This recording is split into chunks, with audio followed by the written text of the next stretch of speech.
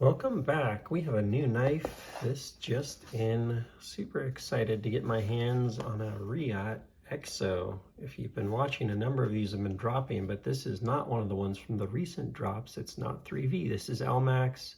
So this was made earlier in 2022. It's one of the first ones on the market, maybe one of the first 100 or a few hundred that were out there. And I've started up a little collection of these, so you'll be seeing a series of videos on them. I think they have just proven to be one of the most interesting knives to come out in the last couple of years. Not necessarily like to compare to other knives that I typically review on this channel, but just because of what it is. And this is my first time actually really unboxing one, getting a look at it, but that's interesting. I would have thought that had a little tighter tolerance there, but it's very loose. And there you go, that easy. So you have to open that all the way or it will catch up. I tried to like kind of partly open it, but you really have to let that go all the way or it won't open up. Gosh, that is just really cool. This particular one is the double edge blade, which I think is really cool, kind of representative of what this knife is about. I also like the Tanto a lot, so I got a couple on the Tanto, a couple on the double edge. I was very lucky to get one of the 12 double edge Zircotai inlays, so I'm excited to get that one on the channel, a Crane's Cutlery exclusive. Not many of those were made. Especially with the double edge, it's very hard to get. So I did source one of those out, and that's definitely one of the ones I'm most excited about. Wow, they put like a really nice edge on both sides of that too. Check this out. So that's the main edge. And then here's the back side. It's also very slicey. Wow. That thing could definitely do some damage. Love it in LMAX blade steel. LMAX, brilliant mix of hardness, toughness, edge retention, and you know it's a really great steel, really great steel. I'd say it's, you know, just a notch under M390 with a very similar set of elements to it. This thing's fun. So let's see if I can. Oh, you know what? I gotta remember. I keep holding on to it with my fingers. You really gotta let it go.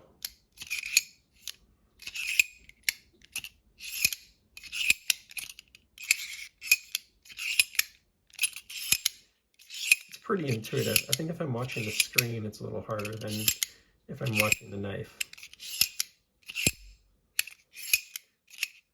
So it's kind of hard to do this with the tripod right in the way because you really need a little bit of wrist action to do what it does. But it comes out pretty nicely if you kind of reverse.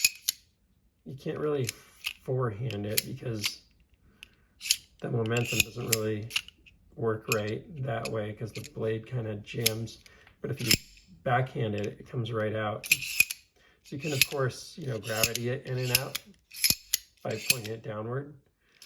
But I think kind of reverse handing it, like backhanding it out, is probably maybe the quickest and most utilitarian way. Yeah, and you know what, if I get this over here next to my side, so now I'm actually standing on the right side of the camera. That's very sweet. And then you just basically, you just have to make sure and let go completely of this part, and it very naturally swings out and locks into place. That's sweet. All right, I'm really liking that.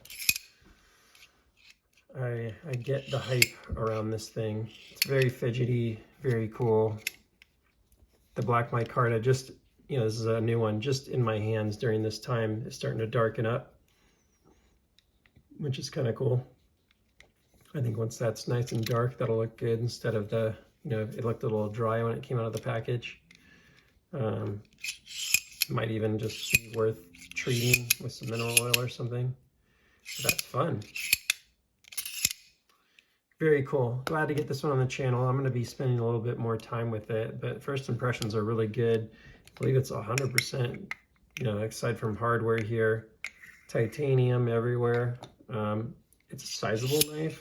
Let's you know, throw it up against something common like a bug out. It's definitely a much bigger knife than something like that.